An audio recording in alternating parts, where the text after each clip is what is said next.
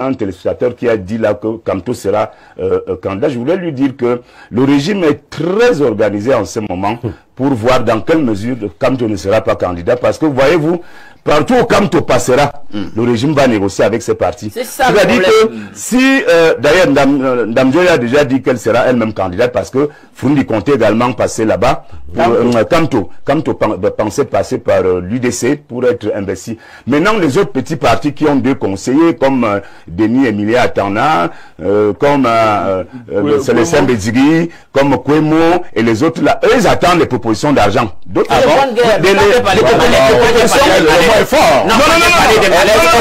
est-ce qu'ils vendent l'investiture? Je vous dis donc que c'est là où le RDPC est fort parce que le RDPC est en embuscade. Dès que vous proposez 200 millions ici, le RDPC va proposer 1 milliard pour que vous n'investissiez pas ce candidat. Et vous allez donc voir que en octobre 2025, le président Biya qui ne veut pas de mots de tête, parce que finalement le président Biya sera candidat, il sera investi, et le RDPC aura ses deux congrès en mars, ordinaire et extraordinaire. Et donc, comme le président Biya ne veut pas de mots de tête lors de cette campagne, il va donc mettre les moyens pour que chaque fois qu'on sentira que Kamto va être investi par tel parti, les gars, mais Kamto vous fait si peur. Bien sûr, c'est un challenge, il est quand même respectable, non? Bernard Owona, vous êtes homme politique du côté du R, le grand R. Vous êtes donc... le R c'est quoi après? Le grand R. Il y a des gens qui nous suivent au Mali. Hein. C'est le parti au pouvoir au Cameroun, le RDPC. Quand vous avez suivi les résultats, par exemple dans le Fundi, moi je connais deux arrondissements, notamment Yaoundé 6e et Yaoundé 2, où le MRC a sérieusement tabassé le président Biya lors de l'élection présidentielle. Hein. Je parle seulement de Yaoundé. C'est-à-dire que c'était très serré, c'était très difficile. Il y a même des arrondissements où le Maurice Kamto était très loin devant Paul Biya. Très loin, à Yaoundé. Donc, c'était clair que si on allait à l'élection, si le MRC allait à l'élection de 2020, je vous assure que le MRC aurait eu des mairies à Yaoundé et de nombreux conseillers municipaux dans les 7 arrondissements. Je parle seulement de Yaoundé. Je ne parle pas de Douala où des gens comme Jamen ou Lendoki ont été pratiquement laminés parce que ils sont tellement aujourd'hui aux abois qu'ils se demandent qu'est-ce qu'ils ont fait à Kamto pour qu'ils leur enlèvent ce privilège d'être député, d'être maire. C'est septembre 2011. Qu'est-ce qui bloque la tenue dans nos congrès de votre parti? Écoutez, je dis, le problème c'est que oui, c'est peut-être que nous avons aussi un problème de communication. Parce que comme nous sommes le premier mouvement politique au Cameroun, voire même dans la sous-région, je ne crois pas que dans les pays de la CEMAC, il y ait un parti politique ayant le poids du RDPC. Les gens ne connaissent pas assez nos statuts et souvent font des glosseries, des commentaires sur les événements du RDPC sans lire attentivement les bâtiments. Le Congrès, c'est vrai, périodiquement, nous devons renouveler les organes de base et redonner un sens. Mais nous avons des dispositions statutaires qui nous permettent de fonctionner dans le respect de nos statuts sans être obligés de faire le congrès automatiquement tous les 5 ans. Je crois que c'est un débat artificiel et il intéresse les gens, merci, mais il est artificiel. C'est un peu comme le débat des gens qui passent le temps à commenter sur le candidat du RDPC sans regarder si leur propre candidat répond à la loi fondamentale. Alors que nous avons un article 23 et dans les articles qui règle le problème de la candidature à l'intérieur du RDPC. Donc, Marie-Flore, rassurez-vous, oui, le Congrès, je ne sous-estime pas l'importance du Congrès. Avec là où il y a les hommes et les femmes, il y a des ambitions et tout. Mais le RDPC fonctionne conformément à ses statuts. Même hors de ces délais du Congrès, il n'y a pas de problème. Et complètement, le Congrès, il viendra et dans son temps et dans l'intérêt du RDPC et de sa cohésion. Il n'y a pas de problème là-dessus. Et du coup, le bureau du parti n'a pas été renouvelé. Il y a eu des décès, il y a même des personnes incarcérées. C'est la même explication? Mais je redonne, Emmanuel, je redonne la même réponse.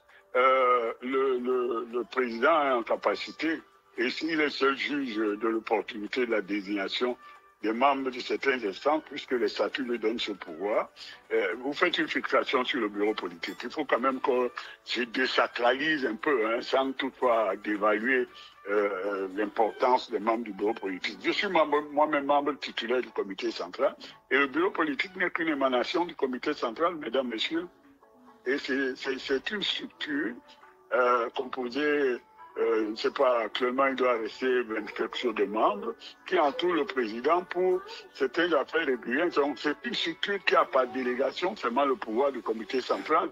Et le comité central est là, pourquoi vous ne faites pas le commentaire? Il y a aussi des décès au comité central. Donc je crois que quand on arrive à ce truc qui se réduit souvent au problème de mon cousin a été nommé au bureau politique, tout ça, ce sont des débats d'une légèreté d'affaires de cigarettes. Mais c'est la plus grande instance du parti. Le plus important se trouve ailleurs.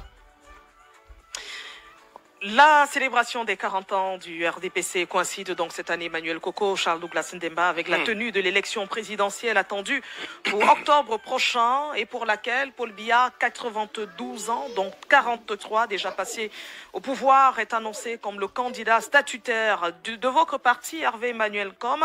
Mais jusqu'ici, la décision de votre champion reste attendue. Officiellement, il ne s'est pas déclaré candidat. Marie-Flore. Oui, Hervé. Tout le monde connaît le président du RDPC, puisque là on mélange président de la République. Tout le monde connaît sa distance et le fait que souvent il ne se mêle pas aux aboyeurs et ne court pas dans le bruit. Les statuts du RDPC ont réglé le problème de la candidature du RDPC à l'élection présidentielle. Jusqu'à ce qu'il y ait un événement autre que nous ne souhaitons pas et que nous n'avons pas à attendre, nous sommes en toute sérénité dans l'ordre des choses, c'est-à-dire que nous avons un candidat, il s'appelle Paul Biya, il va être candidat et nous allons compétir et je crois savoir qu'il répond à toutes les règles des exigences de la loi fondamentale de notre pays. 43 ans après, vous pensez qu'il est encore l'homme de la situation ? Oui, absolument. Si je ne le pensais pas, je ne tiendrais pas ce discours en vous disant que nous sommes sereins. Nous sommes sereins parce qu'il est toujours en capacité de gouverner, il le prouve tous les jours. Et je crois que quand on prendra du recul, mis à part le fait qu'on ne peut pas changer ce qu'ils pensent mal, on ne peut pas les changer, vous verrez que c'est un avantage que nous avons d'avoir un sage à la tête de notre pays et qui nous a évité des mésaventures dont plusieurs de nos voisins ont connu. Donc, je crois que ceux qui veulent insister sur l'âge du président, tout ça, qui gardent leur souffle, quand nous allons entrer en campagne électorale, si c'est le seul argument qu'ils ont, on va être argument contre argument. Parce que, laissez-moi vous dire aussi, dans une démocratie, l'élection présidentielle, c'est une compétition entre les programmes. Ce n'est pas un concours de beauté ou une agence de mannequins.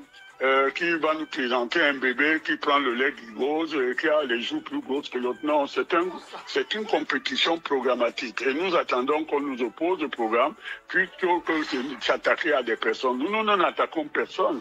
D'ailleurs, nous disons à nos camarades jeunes militants ou même les plus âgés qui se laissent souvent entraîner dans des débats de personnes que c'est pas ce qui nous intéresse. Le Cameroun est trop important, il faut qu'on le mette au-dessus des personnes. Donc, ceux qui disent que le président a passé 40 ans, que c'est là qu'il a 43 ans. 43 ans, d'accord.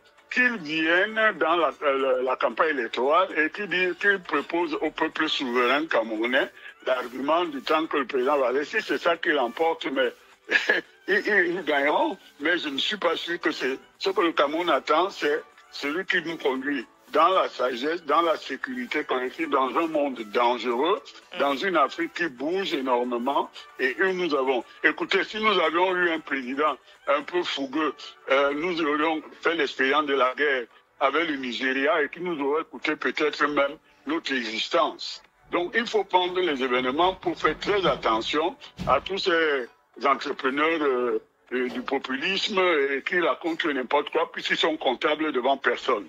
Nous avons un candidat, nous estimons que c'est le meilleur et nous allons faire campagne, je ferai campagne pour le président et aujourd'hui, je m'en vais à la 5e, qui est ma section de base pour la mobilisation et vous savez c'est la première section RDPC au Cameroun, en nombre de militants et en étendue. Donc nous avons la confiance et à Douala la bataille va être une bataille parce